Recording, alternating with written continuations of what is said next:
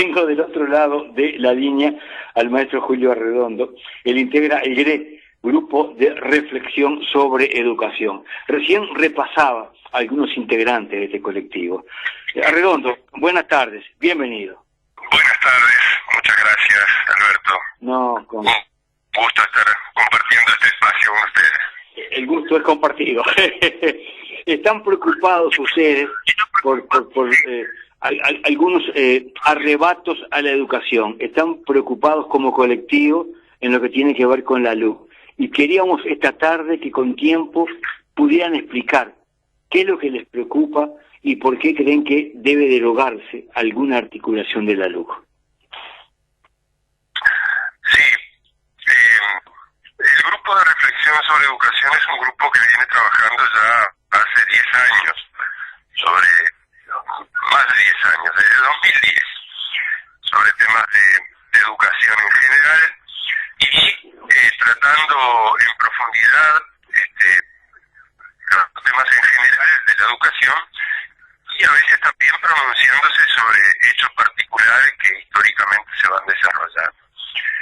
Así es que en estos 12 años se han elaborado 10 documentos que estamos presentando en estos días, es el número 11, abordando diferentes temáticas y en particular frente a situaciones concretas que de alguna manera nos provocan a la reflexión, Sí. y que intentamos además promover la reflexión en la sociedad, como es el caso concreto de la aprobación de la ley 19.889, en realidad conocida como Ley de Urgente Consideración, o LUC. Bueno, el documento que acabamos de difundir y que agradecemos que tú también le des difusión a través de este medio, Con mucho gusto. tiene una breve introducción y luego tres componentes bien diferenciados. Un primer capítulo, digamos, que habla del marco general en el que aparece esta ley de urgente consideración, tanto a nivel nacional como regional y mundial. Un segundo cuerpo, digamos, de ideas que tiene que ver con las características fundamentales de esta ley que se acaba de aprobar en lo que tiene que ver con educación. Nosotros no abordamos en el documento el conjunto del articulado, sino particularmente la sección 3, que es la que está destinada a los temas de educación.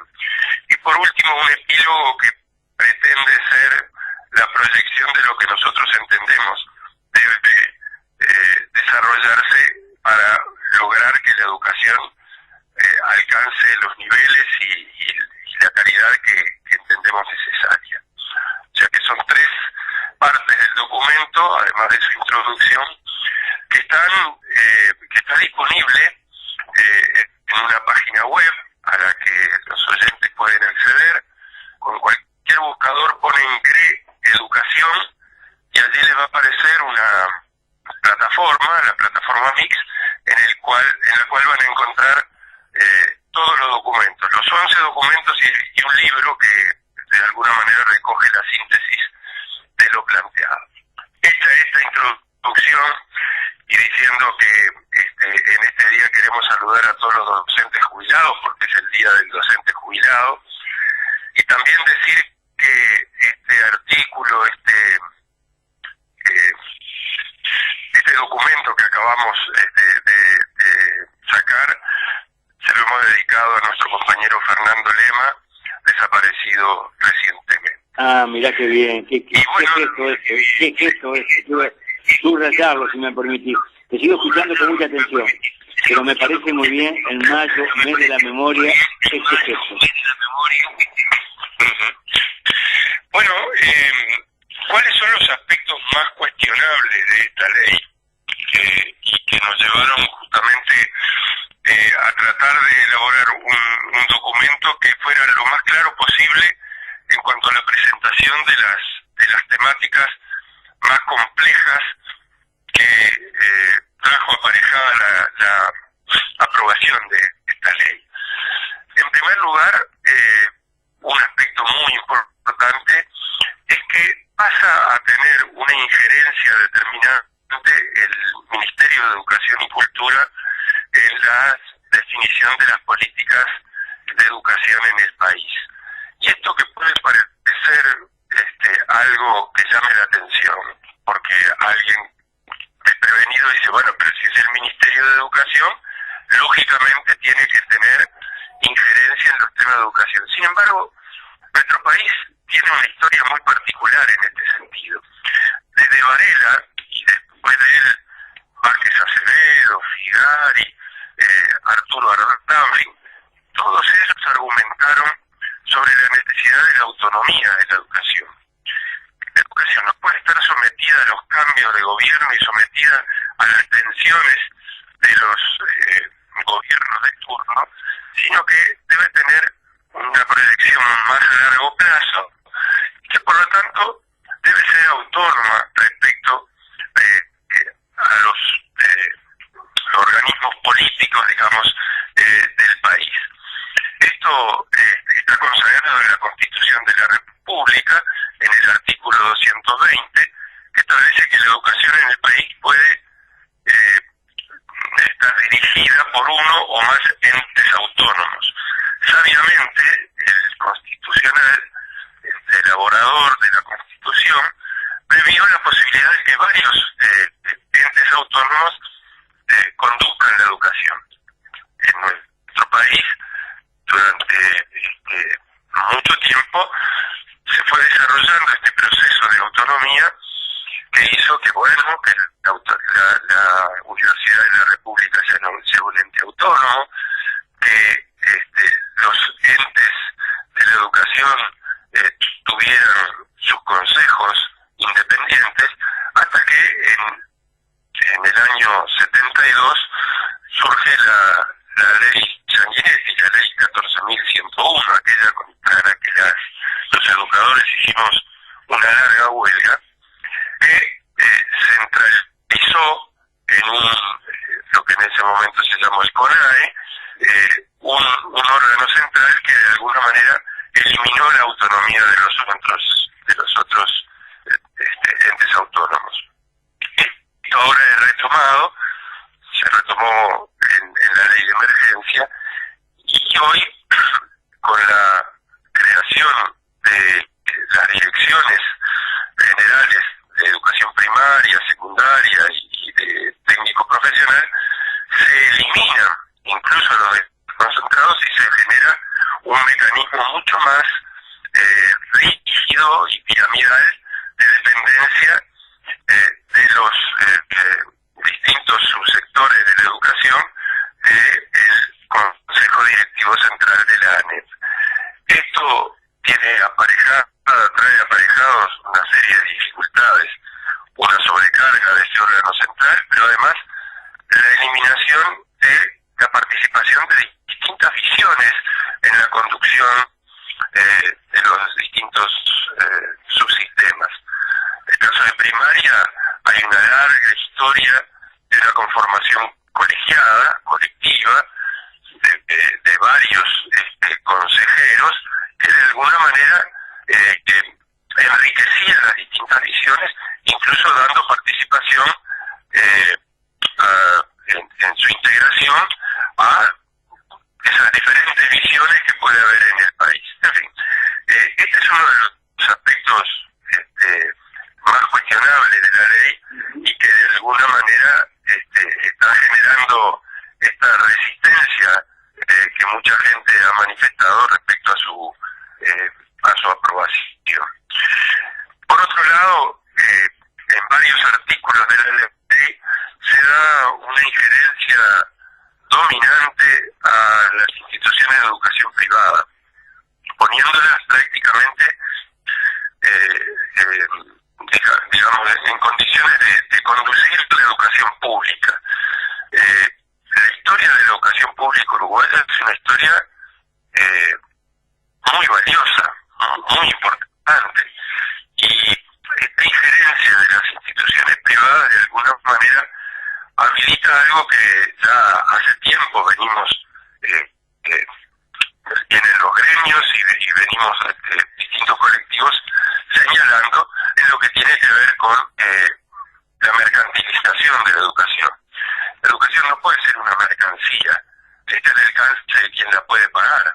La educación tiene que ser pública y, por supuesto, gratuita, laica y obligatoria, pero de alguna manera con la aprobación de esta ley, muchos de estos aspectos empiezan a decaer.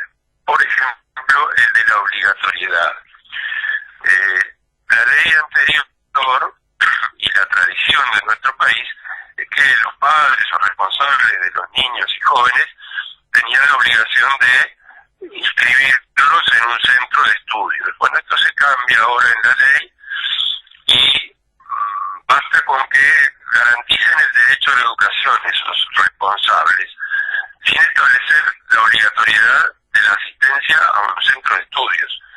Con lo cual podemos entrar en una dinámica de que la gente diga, bueno, no, mi hijo se educa en casa, en forma privada o a través de internet, y entonces el derecho a la educación de ese niño, de ese joven, realmente queda muy comprometido, queda muy cuestionado.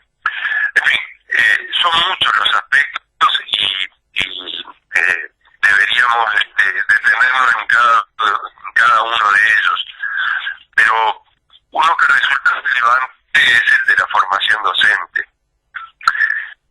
La formación docente en nuestro país viene procesando un desarrollo, una marcha hacia el carácter universitario, aunque las fuerzas más conservadoras, los partidos políticos más conservadores en nuestro país, se han negado a que esta formación sea de carácter universitario, autónoma y cogobernada. Y bueno, y esto ahora retoma fuerza, se interrumpe el proceso que se venía dando y a través de la injerencia directa del Ministerio de Educación y Cultura se están provocando transformaciones y cambios que lo que hacen es deteriorar la formación docente en nuestro país y privilegiar la formación privada de los docentes, que ya viene siendo privilegiada porque son estas instituciones privadas las que dan título universitario a los docentes que egresan, tanto maestros o profesores de secundaria. Sin embargo, la formación pública hasta ahora no podía y no lo va a hacer en el futuro, de acuerdo a esta ley, dar título universitario. Entonces, realmente es una forma más de favorecer esa privatización de la educación, porque, bueno, a un docente que quiere ser maestro, un estudiante que quiere ser maestro, que quiere ser profesor, dicen, bueno, mira, si vas a la institución privada vas a poder recibirte de licenciado y vas a poder hacer posgrados y vas a poder seguir estudiando, pero si lo haces en la institución pública, no, ahí no, hay educación terciaria, pero no de carácter universitario. Bueno, es una disyuntiva compleja y que de alguna manera estimula a que la gente lo haga en instituciones privadas, porque además en la ley se privilegia también a las instituciones privadas en el otorgamiento de becas. En fin, son muchos los aspectos y parece increíble cómo lograron esto, que tú lo contás con mucha sencillez, la verdad, es entendible para todas y todos. ¿Cómo convencieron a tanta gente que esta serie de dislates están bien? Sí. Fíjate que la ley elimina muchas instancias de participación que venían construyéndose desde hace tiempo y a través de la lucha de los docentes y de los padres organizados estaban avanzando.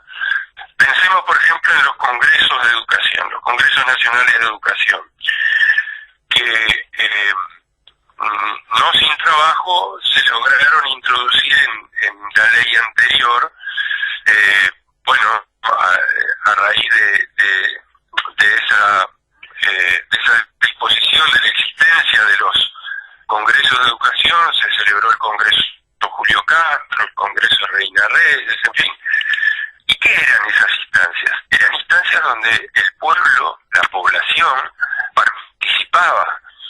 Fíjate que para participar bastaba con generar una asamblea, o sea que un grupo de personas que quisiera opinar sobre qué educación quiere para el país, organizaba una asamblea con determinadas formalidades, labraba sus actas, elaboraba sus propuestas, y esas eran llevadas luego a instancias zonales para luego finalmente converger todos en un congreso en el cual se discutían los grandes temas de la educación.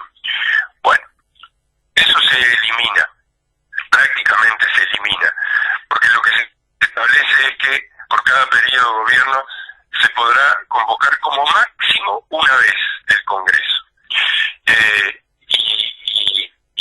Y queda a opción del Ministerio de Educación y Cultura, o sea, participación de la gente cero en la definición de las políticas educativas. Pero hay más. La existencia de los consejos de participación en las instituciones educativas fue trabajosamente llevada adelante. Hay que reconocer que no funcionaron todo lo bien que hubiéramos esperado, pero estaban en la ley y progresivamente estaban empezando a funcionar. Bueno, ahora prácticamente se elimina su funcionamiento porque se establece un régimen muy esporádico de funcionamiento, se elimina la participación de los estudiantes, en fin, la participación, que es un principio fundamental para la educación, porque la educación es un tema que nos compete a todos, no es solo de las autoridades o de los docentes, sino de los padres, de los estudiantes, que tienen que tener su voz en la definición de las políticas de educación. Todo eso se pone en tela de juicio y prácticamente desaparece después de la aprobación de esta ley. Vulnera el concepto de laicidad y la libertad de cátedra, porque inhibe a los docentes la exposición de puntos de vista sobre temas polémicos. Y este va a ser un botín de guerra. Ya estamos viviendo sanciones a docentes por haberse sacado una foto dentro del liceo vacío, pronunciándose en contra de una iniciativa del actual ministro del Interior. Estamos viendo la intención de crear un consejo de laicidad, es decir, un organismo de censura que inhiba a los docentes de expresarse libremente y de ejercer su libertad de cátedra. De manera que la síntesis que uno saca de todo este panorama que se viene pintando es que hay una vocación autoritaria, rígida, de control ideológico que de alguna manera impida la formación de ciudadanos libres, críticos, que sean capaces de evaluar las situaciones y pronunciarse sobre ellas. Prácticamente se está instalando un régimen de represión y de evitando, digamos, el pensamiento libre y la libre expresión del pensamiento a través de mecanismos de control y de represión. Arredondo, gracias por el aporte esta tarde aquí en Amareando, gracias por asumir la voz de este colectivo, el GRE, Grupo de Reflexión sobre Educación. Que tenga buena jornada.